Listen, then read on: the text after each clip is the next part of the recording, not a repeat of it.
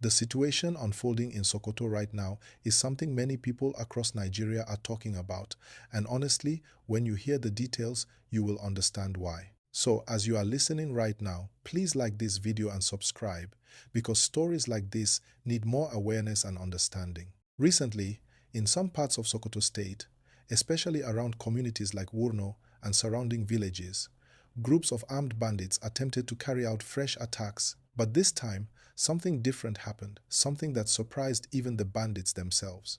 Instead of finding weak, unprepared communities, they met unexpected resistance, and this resistance changed the entire story.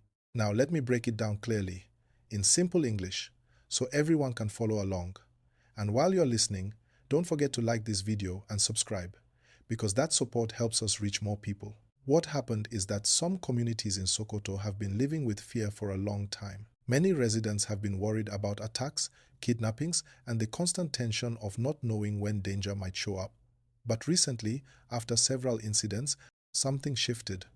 People became more alert, more connected, and more determined not to be caught unprepared again. So on the night the bandits arrived, thinking it would be a quick, easy operation, what they met was far from what they expected. You see, some community members had already been working with local watch groups, local leaders, and security personnel. They had been gathering information, monitoring movement, and quietly organizing themselves. This led to a moment where, for the first time in a while, the attackers realized that their usual tactics would not work smoothly. Instead of finding silent communities, they found people who were ready to raise immediate alarm, ready to contact local authorities fast, and ready to stand strong together. And this is a very important point. In security situations, speed matters. Once loud signals were raised, once calls were made, once the community alerts were activated, the bandits' plan began to fall apart. Security teams moved quickly, and their presence forced the attackers to rethink their actions. Some victims were recovered, and in some areas, stolen livestock was taken back from the criminals. This is why we say the bandits were shocked by sudden resistance. They were not expecting to face a community that had become stronger, more alert, and more organized. They expected fear, but what they met was courage and unity. And as you continue listening, please like this video and subscribe, because this gist is deep and we need to spread awareness so more communities learn from this. Now, let's go deeper into the heart of the matter, because this situation is not happening in isolation. Sokoto, like many northern states, has faced security challenges for years. Some attacks are for kidnapping for ransom, some are for stealing livestock, and some are simply intimidation tactics. But there's something important happening now. Communities are beginning to connect better with security agencies. People are reporting suspicious activities faster. They are reducing night gatherings. Villages are exchanging information more actively. Traditional leaders and community elders are working closer with security personnel. These little steps, when combined, create a big difference. So imagine a bandit group arriving at a village expecting silence, only to meet loud alarms, fast calls to authorities, roadblocks, and people who refuse to panic.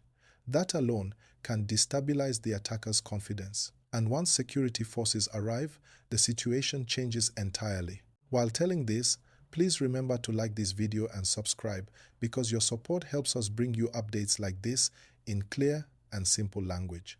Now, let's talk about the emotional side.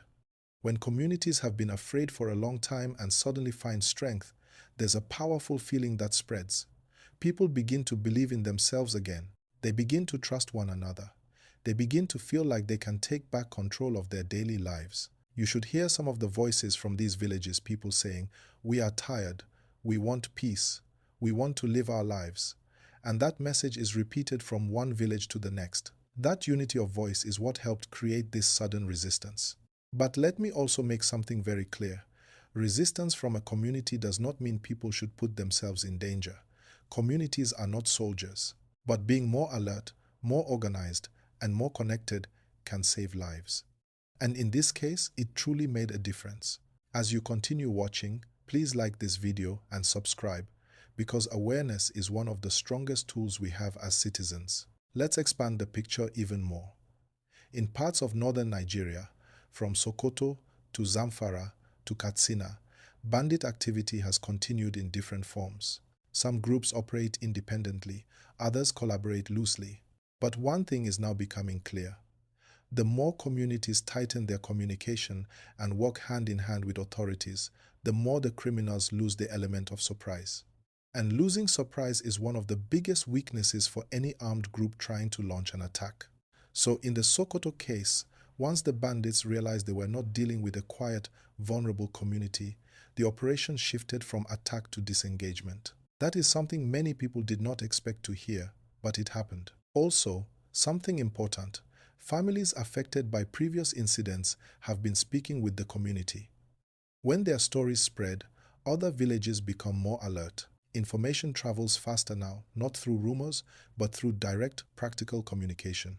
People now understand the signs to watch out for, the times when movement is risky, and the importance of notifying the right people immediately. While you are listening, remember again, please like this video and subscribe, because we continue to break down stories like this in clear English so everyone can understand. Now let's talk about the emotional weight of this situation.